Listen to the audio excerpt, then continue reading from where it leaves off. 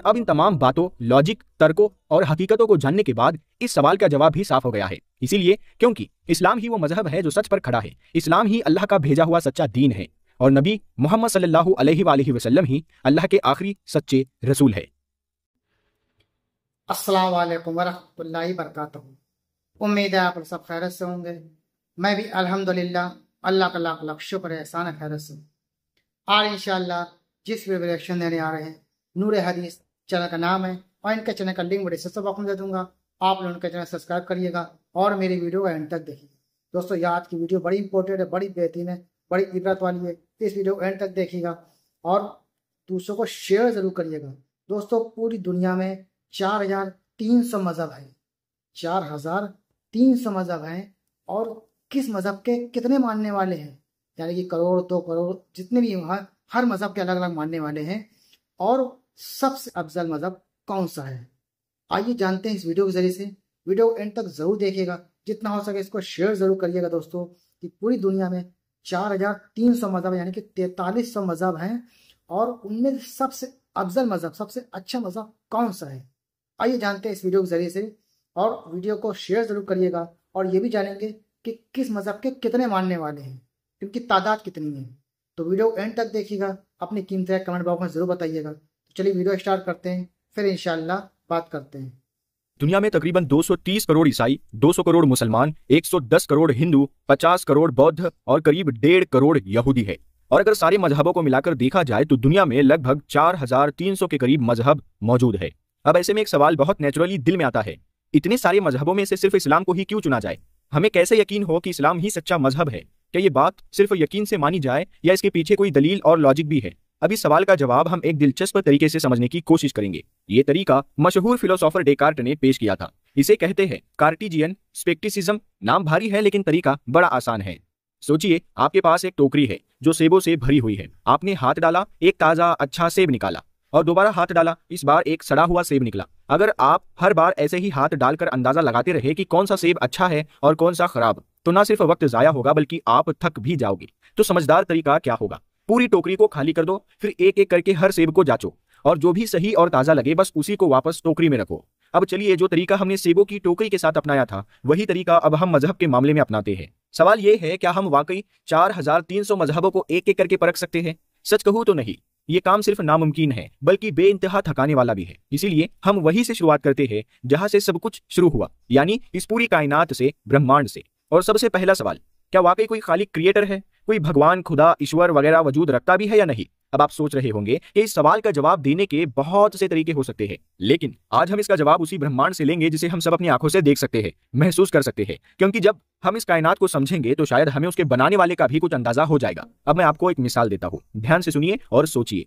Science कहती है कि जहां कोई काम होता है वहां कोई ना कोई ताकत जरूर होती है जो वो काम कर रही होती है। मतलब जो भी चीज कोई काम कर रही है उसके पास वो काम करने की ताकत होनी जरूरी है। अब जरा सोचिए, अगर मैं आपको कहूं कि मैंने एक छोटे से बच्चे को हवाई जहाज खींचते देखा है, तो क्या आप यकीन कर लोगे?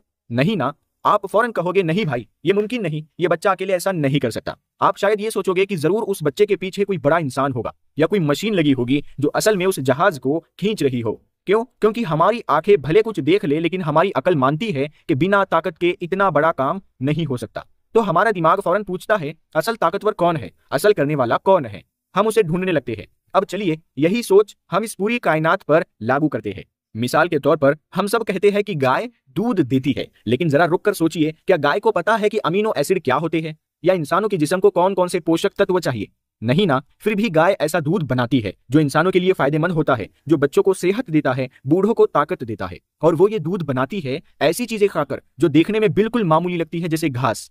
तो सवाल ये उठता है, क्या वाकई ये सब कुछ गाय अपनी समझ से कर रही है या फिर इसके पीछे कोई बड़ी समझदार ताकत है जो हर चीज को प्लान कर रही है, कंट्रोल कर रही है? अब एक और मिसाल देखिए, एक मधुमक्खी, एक छोटा सा कीड़ा, लेकिन उसके डंक में जहर होता है और वही मधुमक्खी बनाती है सबसे मीठी चीज, शहद। अब सोचिए, क्या मधुमक्खी को पता है कि इस शहद में कौन कौन से मिनरल्स है या ये कि इंसानों के जिस्म को किस चीज की जरूरत है? बिल्कुल नहीं। फिर भी वो ऐसा शहद बनाती है जो सिर्फ मिठास ही नहीं बल्कि इलाज भी बन जाता है। तो क्या ये सब यूं ही अपने आप हो रहा है या फिर कोई है जो इन सब चीजों के पीछे प्लानिंग कर रहा है? अब जरा एक और तरफ नजर डालते हैं। हम देखते हैं कि पेड़ जो एक आम सी काली मिट्टी में उगते हैं, वही मिट्टी से रंग बिरंगे मीठे और रसीले फल पैदा करते हैं। लेकिन जरा सोचिए, उस बीज को ना तो ये पता होता है कि इंसान को कौन सा जायका पसंद है, ना कि ये कि कौन सी खुशबू उसकी नाक को भा सकती है, और ना कि ये कि कौन सा रंग उसकी आंखों को सुकून देगा। फिर भी वो बीज उस मिट्टी से ऐसा फल उगाता है जो इंसान की हर हिस्स यानी इंद्रिय ऑर्गन को खुश कर देता है।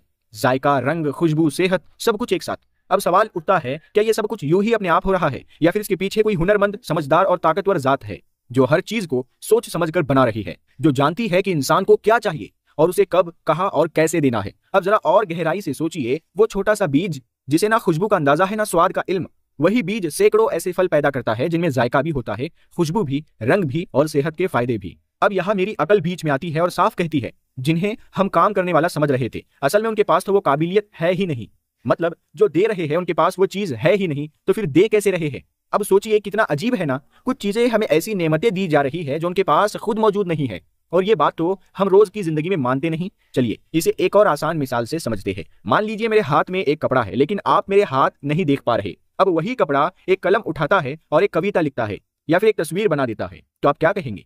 क्या आप ये मान लोगे कि कपड़ा खुद से ये सब कर रहा है, या फिर आप कहोगे कि नहीं, इसके पीछे कोई और है जो असल में इसे चला रहा है? अब जरा सोचिए, हर कोई यही कहेगा, अरे भाई ये कपड़ा अपने आप थोड़ी चल रहा है, जरूर इसके पीछे कोई है जो इसे हिला रहा है, चला रहा है। और यही बात इस पूरी कायनात पर भी लागू होती है। जिन जिन चीजों की हमने अब तक बात की, गाय, मधुमक्खी, पेड़, बीज, ये सब चीजें हमें इशारा कर रही है कि कहीं ना कहीं कोई है, एक छुपा हुआ, ज़हीन और ताकतवर कारीगर जो पर्दे के पीछे से सब कुछ चला रहा है।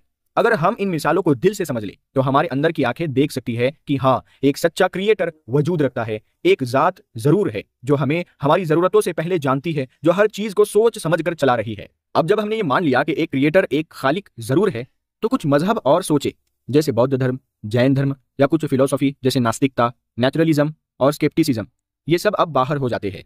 क्यों? क्योंकि इनमें या तो खालिक का ही इनकार है, या फिर वो खालिक को ऐसी शक्ल में मानते हैं जो उसकी असली हकीकत से मेल नहीं खाती।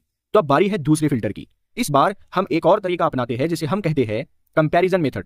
चलिए इसे एक आसान मिसाल से समझते हैं। मान लीजिए आप कोई रचना या प्रोडक्ट देखते हैं, जैसे एक मोबाइल फोन। तो क्या आप ये मानते हैं कि जिसने वो फोन बनाया है वही उसे बेहतर समझता है? बिल्कुल। और इसीलिए जब आप नया फोन लेते हैं तो साथ में आपको एक यूजर मैनुअल भी मिलता है। उस मैनुअल में लिखा होता है, हमने ये फोन बनाया है, इसीलिए हम ही जानते हैं कि इसे कैसे सही इस्तेमाल किया जाए। अगर आप इस्तेमाल करना चाहते हैं तो ये करिए, वो करिए, ये गलती ना करें। तो ऐसे एक मोबाइल के साथ हमें एक गाइड मिलती है, उसमें सब कुछ लिखा होता है मोबाइल बनाने वाले की तरफ से।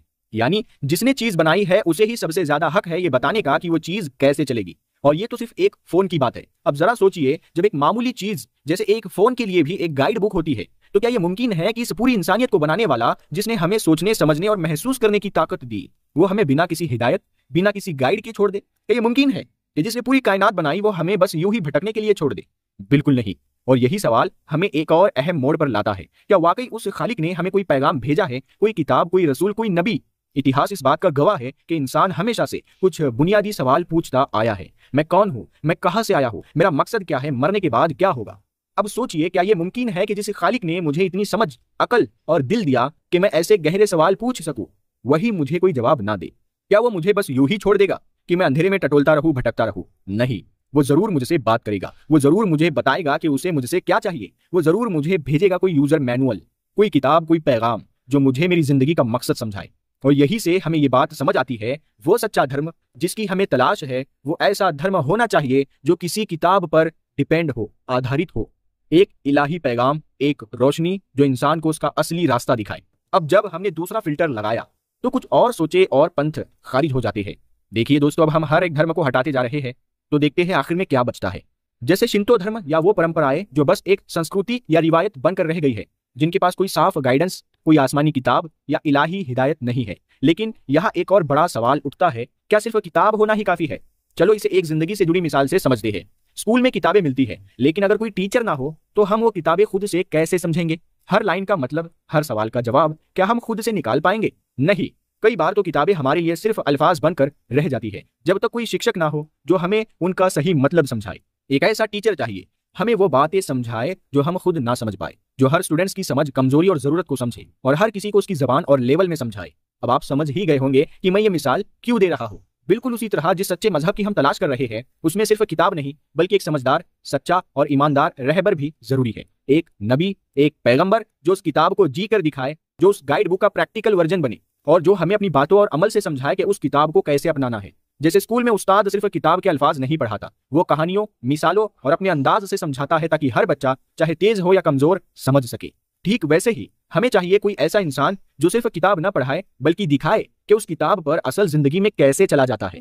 क्योंकि किताब में जो बातें लिखी है वो तो प्रिंसिपल है, लेकिन हमें चाहिए कोई ऐसा रोल मॉडल जो उन सिद्धांतों, उन प्रिंसिपल्स को अमल में लाकर जिंदा करे। जब कोई शख्स पूछता है मैं अपने क्रिएटर की मर्जी के मुताबिक कैसे जीऊं, तो जवाब ये नहीं कि बस किताब पढ़ लो। जवाब ये है किसी ऐसे इंसान को देखो जिसने उस किताब को अपनी जिंदगी बना लिया हो। क्योंकि जैसे गणित में सिर्फ फॉर्मूला याद कर लेना काफी नहीं, हमें यह भी देखना होता है कि उसे हल कैसे किया जाता है। ठीक वैसे ही जिंदगी के सवालों को हल करने के लिए भी हमें चाहिए कोई ऐसा आदर्श इंसान जो हमें रास्ता दिखाए। अब सोचिए कि आपको नहीं लगता कि अगर हमें जिंदगी का सही रास्ता दिखाने वाला कोई रहबर चाहिए तो वो सबसे बेहतर रोल एक पैगंबर ही निभा सकता है। एक ऐसा इंसान जो सच्चा हो, नेक हो, खुदा से जुड़ा हो और जिसने उस किताब को सिर्फ पढ़ा नहीं जिया हो। अब हमारी तलाश और भी साफ हो जाती है। हम ऐसे धर्म की तलाश में हैं जिसमें एक इलाही किताब हो और एक पैगंबर हो जो इस किताब को जी कर, समझाकर और अमल से सिखाए। अब जरा एक और दिलचस्प बात सोचिए। हमने देखा कि जानवरों की दुनिया में भी एक सिस्टम होता है। मिसाल के तौर पर जब आप मधुमक्खियों का छत्ता देखते हैं तो वहां हर मधुमक्खी अपनी ड्यूटी कर रही होती है। कोई फूलों से रस ला रही है, कोई शहद बना रही है, कोई छत्ते की हिफाजत कर रही है और इस पूरे सिस्टम की रहबर होती है रानी मधुमक्खी। ठीक ऐसे ही सिस्टम चींटियों में भी है। वहां भी एक रानी चींटी होती है जो पूरी कॉलोनी को लीड कर रही होती है। अब सोचिए अगर अल्लाह ने इन छोटे छोटे जीवों को भी एक लीडर, एक सिस्टम और एक मकसद दिया है तो क्या ये मुमकिन है कि इंसान जो सबसे ज्यादा समझदार, सबसे ज्यादा कीमती मखलूक है, जिसे अशरफुल मखलूकात कहा गया, उसे बिना किसी लीडर और बिना किसी हिदायत के छोड़ दिया जाए? क्या यह मुनासिब होगा कि एक चींटी के लिए भी सिस्टम हो और इंसान जो सवाल करता है, सोचता है, समझता है, उसे बस यूं ही भटकने के लिए छोड़ दिया जाए? बिल्कुल नहीं। इसीलिए अगर हम अकल से देखें तो हमें मानना पड़ेगा कि जिसने हमें बनाया है उसने हमारी रहनुमाई के लिए भी कोई जरिया जरूर भेजा है और वही जरिया है नबूवत। अब हम और भी करीब पहुंच गए हैं उस सच्चे धर्म की पहचान के जिसमें एक इलाही किताब हो और एक चुना हुआ पैगंबर, जैसे एक मकसद के लिए भेजा गया लीडर। अल्लाह ने इंसान को एक छोटी सी जुबान दी है मगर उसी में सैकड़ों तरह के स्वाद महसूस करने की ताकत रखी है। अब सोचिए जो रब इतनी छोटी सी चीज में इतनी कुव्वत रख सकता है, क्या वो इंसान को बिना किसी मकसद के छोड़ देगा? क्या वो बस हमें पैदा करके यूं ही भटकने के लिए छोड़ देगा? क्या ये मुमकिन है कि जिसने हमें सोचने समझने की अकल दी, जिसने हमें सही गलत का एहसास दिया, वो हमें कोई रहनुमाई ना दे? बिल्कुल नहीं। अगर हम यहाँ तक की बात समझ चुके हैं तो अब हम उन तमाम रास्तों को किनारे कर सकते हैं जो कहते हैं कि पैगंबरों की कोई जरूरत नहीं, जैसे कुछ फलसफी विचार या कुछ पुराने धर्म जैसे हिंदू धर्म, कडेम या ड्रूज मत। अब एक और जरूरी बात, जिस सच्चे धर्म की हम तलाश कर रहे हैं उसमें सिर्फ किताब और पैगंबर नहीं बल्कि ऐसे वाक़ये, ऐसे मोजिज़े, चमत्कार भी होने चाहिए जो उस पैगंबर की सच्चाई को साबित करे। क्योंकि अल्लाह जब किसी को अपना रसूल बनाकर भेजता है तो उसे ऐसी निशानियां भी देता है जिन्हें देखकर लोगों का दिल यकीन करे और समझ जाए कि ये इंसान वाकई में अल्लाह का भेजा हुआ है। अब जरा पीछे मुड़कर देखें, हमने शुरुआत की थी 4300 से ज्यादा धर्मों से, लेकिन जब हमने 3 सच्चे पैमानों को अपनाया। नंबर 1, उस धर्म में एक खालिक का होना जरूरी है, यानी एक खुदा का होना जरूरी है। नंबर 2, उस धर्म में इलाही किताब होनी चाहिए, यानी अल्लाह का कलाम होना चाहिए। नंबर 3, उस धर्म में एक पैगंबर और उसके साथ चमत्कार की तस्दीक होनी चाहिए। तो अब हमारे सामने सिर्फ 3 धर्म बचते हैं, यहूदी धर्म, ईसाई धर्म और इस्लाम। अब जब हमारे पास सिर्फ 3 धर्म बचे हैं, यहूदी धर्म, ईसाई धर्म और इस्लाम, तो हमें यह बात समझनी होगी कि ये तीनों ही एक सच्चे स्रोत से निकले हुए हैं। तीनों में एक ईश्वर का यकीन है, तीनों में इलाही यानी आसमानी किताबें मौजूद हैं, तीनों ने पैगंबरों को भेजे जाने का दावा किया है। यहूदी धर्म कहता है उनके सबसे बड़े पैगंबर हजरत मूसा अलैहिस्सलाम थे। ईसाई धर्म कहता है उनके लिए सबसे अहम शख्स ईसा अलैहिस्सलाम है। लेकिन अब एक अहम बात, इन दोनों धर्मों में वक्त के साथ बहुत सारी चेंजेस आ गई, किताबें बदली गई, असली शिक्षाएं धुंधली पड़ गई और इनकी मूल बातें लोगों के बनाए हुए सोचों में, विचारों में गुम हो गई। मगर इस्लाम कहता है मूसा भी सच्चे पैगंबर थे, ईसा भी अल्लाह के भेजे हुए रसूल थे और आखिरी नबी मोहम्मद सल्लल्लाहु अलैहि वसल्लम उन्हीं के सिलसिले की आखिरी कड़ी है। यानी इस्लाम पहले 2 धर्मों की सच्चाई को नकारता नहीं बल्कि उन्हें स्वीकार करता है और बताता है कि उनकी असल रोशनी को पूरा और मुकम्मल करने के लिए पैगंबर मोहम्मद सल्लल्लाहु अलैहि वसल्लम को भेजा गया। अब जरा सोचिए, अगर हम ये साबित कर दे कि पैगंबर मोहम्मद सल्लल्लाहु अलैहि वसल्लम वाकई अल्लाह के भेजे हुए सच्चे नबी है, तो फिर ये बात भी साबित हो जाती है कि इस्लाम ही वो सच्चा धर्म है और मूसा और ईसा अलैहिस्सलाम ये दोनों भी उसी एक अल्लाह के पैगंबर थे जो इंसानों को एक ही पैगाम देने आए थे। अब सवाल उठता है, क्या हमारे पास कोई ऐसी दलील है जिसे हम ये साबित कर सके? तो इसका जवाब है बिल्कुल है। और सबसे बड़ी दलील क्या है? खुद हमारे प्यारे नबी का मुकम्मल और पाक जिंदगी का सफर। जरा तसव्वुर कीजिए, पैगंबर मोहम्मद सल्लल्लाहु अलैहि वसल्लम ने 40 साल का वक्त गुजारा अपने ही लोगों के बीच, एक ऐसा वक्त जब वो नबी नहीं थे, बस एक आम इंसान की तरह जिंदगी गुजार रहे थे। फिर जब उन्हें नबूवत मिली तो अगले 23 सालों तक, 23 ईयर्स तक वही लोग उनकी हर बात, हर हरकत पर नजर रखे हुए थे। सोचिए, ऐसा कौन होता है जिसका पूरा बचपन, जवानी और नबूवत का दौर लोगों की आंखों के सामने बीतता है? और फिर भी एक भी बात झूठ या धोखे की नहीं निकलती। अब चलिए एक और सवाल सोचते हैं, क्या कोई ऐसा आदमी जैसे पैगंबर मोहम्मद सल्लल्लाहु अलैहि वसल्लम थे वो झूठा हो सकते हैं? माज़अल्लाह। क्योंकि कुछ लोग मसीहा या नबी के दावे पर यही शक करते हैं। अब जरा एक तर्क पर गौर करें, जब दो लोग एक जैसे लेवल के होते हैं तो उनमें से एक दूसरे की नकल कर सकता है। जैसे मुसैलमा बिन कज़्ज़ाब का हमने वीडियो बनाया था, वो हमारे नबी की ही नकल कर रहा था, लेकिन जैसे ही दर्जा ऊंचा होता है नकल करना मुश्किल हो जाता है। एक मिसाल लीजिए इब्ने सीना की, बहुत बड़े तबीब, बहुत बड़े डॉक्टर थे। उनकी किताबें सदियों तक दुनिया की यूनिवर्सिटियों में पढ़ाई जाती रही। अब सोचिए अगर कोई अनपढ़ आदमी आकर बोले मैं ही इब्ने सीना हूं, तो क्या आप मान लेंगे? नहीं ना। क्यों? क्योंकि जैसे ही लोग उसके साथ थोड़ा वक्त गुजारेंगे वो उसके बोलचाल, अंदाज और इल्म से समझ जाएंगे कि ये तो झूठा है। एक धोखेबाज कभी सुल्तान की तरह पेश नहीं आ सकता। थोड़ी ही देर में उसकी बातों और हरकतों से असलियत सामने आ जाती है। अब सोचिए अगर हम वो ही बात अब पैगंबर मोहम्मद सल्लल्लाहु अलैहि वसल्लम पर लागू करें तो क्या नतीजा निकलता है? इस्लाम जो पैगंबर लेकर आए वो खुद उनके बारे में ये कहता है कि ये वही शख्स है जिन्हें अल्लाह ने लाखों करोड़ों लोगों में से चुनकर नबी बनाया, अल्लाह के आखिरी रसूल जिन्हें पूरी इंसानियत के लिए भेजा गया, जो सबसे सच्चे, सबसे अच्छे और सबसे पाक इखलाक वाले इंसान थे। अब यहाँ हमारे सामने दो ही बातें हो सकती है, या तो वो वाकई अल्लाह के सच्चे नबी है या माज़अल्लाह वो झूठ बोल रहे थे। अब असल सवाल यही है, क्या एक झूठ बोलने वाला इंसान ऐसा किरदार दिखा सकता है जो हर एंगल से सच्चाई और अच्छाई से भरा हो? लेकिन एक बात याद रखना जरूरी है, अगर कोई कहता है कि पैगंबर मोहम्मद सल्लल्लाहु अलैहि वसल्लम ने झूठ बोला तो वो ये नहीं कह सकता कि बस छोटा सा झूठ था। नहीं, उसे मानना पड़ेगा कि उन्होंने तो बहुत बड़ा, बहुत खतरनाक झूठ बोला, क्योंकि ये कोई आम झूठ नहीं था, ये तो ऐसा झूठ था जो खुद अल्लाह के नाम पर बोला गया, माज़अल्लाह। और ऐसा शख्स तो खुदा से डरने वाला नहीं हो सकता, बल्कि वो तो सबसे बड़ा धोखेबाज कहलाएगा। अब सोचिए क्या कोई इंसान ऐसा भारी झूठ 23 साल तक लगातार निभा सकता है? कुछ लोग कह सकते हैं शायद वो बस कुछ लोगों से ही मिलते थे इसलिए किसी को पता नहीं चला, लेकिन नहीं, पैगंबर सल्लल्लाहु अलैहि वसल्लम के साथ तो हजारों लोग रहते थे। हर वक्त उन्हें देखते, सुनते, उनकी हर आदत को नोट करते। हमें आज तक पता है कि वो कौन से हाथ से खाना खाते थे, पहला कदम कौन से पाँव से रखते थे, यहाँ तक कि नाखून किस उंगली से काटना शुरू करते थे।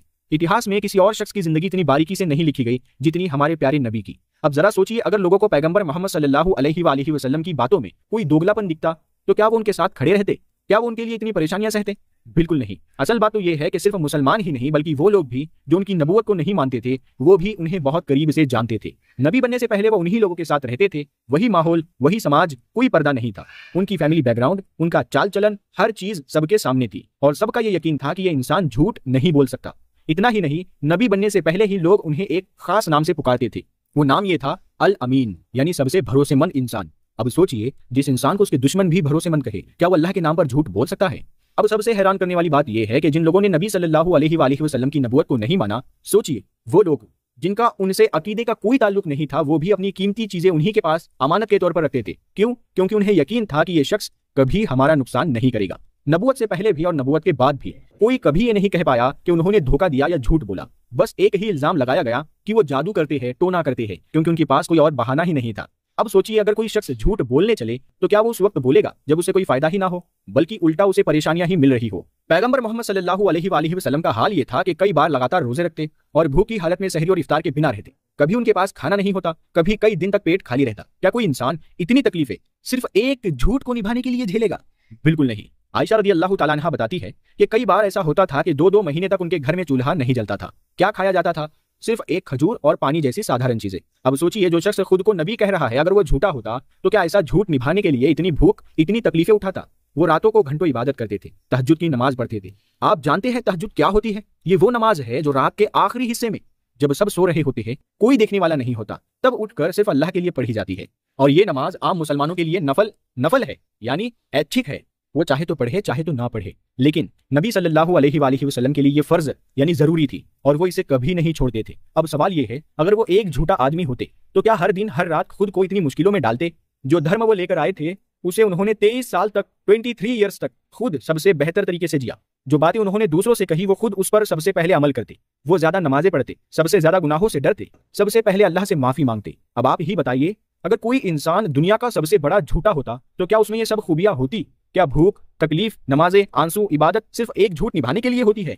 बिल्कुल नहीं। अब सोचिए क्या उन्होंने ये सब नाम, दौलत या खूबसूरत औरतों के लिए किया था? माशाअल्लाह। अगर कोई कहे कि हाँ तो फिर जान लीजिए ये सब चीजें तो उनके दुश्मनों ने खुद ही उन्हें ऑफर की थी। कहते थे अगर तुझे बादशाह बनना है तो बना देते हैं, दौलत चाहिए हम दे देंगे, औरत चाहिए जो कहो मिल जाएगी। लेकिन उन्होंने क्या जवाब दिया? उन्होंने कहा अगर तुम मेरे एक हाथ में सूरज रख दो और दूसरे में चांद तब भी मैं अपना पैगाम नहीं छोड़ूंगा। अब सोचिए जिसे दुनिया की हर चीज मिल रही थी फिर भी वो ना कह रहा था। क्या वो किसी सिर्फ सच्चे मकसद के लिए लड़ नहीं रहा था? फिर देखिए उनकी जान के दुश्मन कितने बन गए थे। कई बार उन पर कत्ल की साजिशें हुई, जंग, हिजरत, तानों और परेशानियों का सामना किया, लेकिन अंत में यानी आखिर में वो अपने बिस्तर पर आराम से दुनिया से गए, कुदरती मौत। अब फिर सोचिए अगर वो झूठ बोल रहे होते तो क्या इतने सालों तक इतनी तकलीफें, इतना विरोध, इतनी कुर्बानियां देते? कोई झूठ इतना महंगा थोड़ी होता है। हकीकत यह है कि उनका पूरा संघर्ष सिर्फ एक मकसद के लिए था, अल्लाह का पैगाम लोगों तक पहुंचाना। अब खुद सोचिए कोई इंसान एक झूठ के लिए पत्थरों की मार खाए, गालियां सुने, जलील हो, अपनों से जुदा हो जाए, क्या यह मुमकिन है? उनकी जिंदगी, उनका चरित्र और उनके ऊपर जो कुछ भी बीता वो खुद इस बात का सबसे बड़ा सबूत है कि वो एक सच्चे नबी थे। जैसा कि हमने पहले कहा था, या तो वो सच बोल रहे थे या फिर माज़अल्लाह वो झूठे थे, माज़अल्लाह। लेकिन अब आप ही बताइए, क्या ऐसा शख्स झूठा हो सकता है, या फिर जो उन्हें झूठा कहता है असल में वही सबसे बड़ा झूठा है? क्या इस बात का कोई और जवाब भी रह जाता है? जब हम इन सब बातों को ध्यान से सोचते हैं तो हम उसी सच तक पहुंचते हैं जिसे हम सारी जिंदगी ढूंढते रहे, और वो सच यही है, जिस रब को हम तलाश कर रहे थे वो अल्लाह है, जिस किताब की हमें तलाश थी वो कुरान है, और जिस नबी को हम ढूंढ रहे थे वो मोहम्मद सल्लल्लाहु अलैहि व आलिहि वसल्लम है। अब जरा याद करें, हमने अपनी बात की शुरुआत किस सवाल से की थी? 4300 मजहबों में से सिर्फ इस्लाम ही क्यों? और अब इन तमाम बातों, लॉजिक, तर्कों और हकीकतों को जानने के बाद इस सवाल का जवाब भी साफ हो गया है। इसीलिए क्योंकि इस्लाम ही वो मजहब है जो सच पर।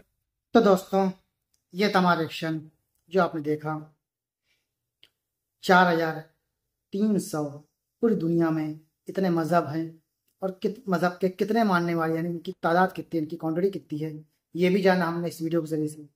और इसमें सबसे बेहतर, सबसे अच्छा मजहब कौन सा है दोस्तों? उम्मीद है आपने अंदाज़ा लगा लिया होगा। जी हाँ, बिल्कुल सही अंदाज़ा लगाया आप लोगों ने, इस्लाम। दोस्तों, इस्लाम एक ऐसा मजहब है जो समझ लीजिए तमाम बुराइयों से बचाता है। हर चीज़ इस्लाम में बताई गई है, एक एक चीज़ इस्लाम में ख्याल रखी गई है, बताई गई है।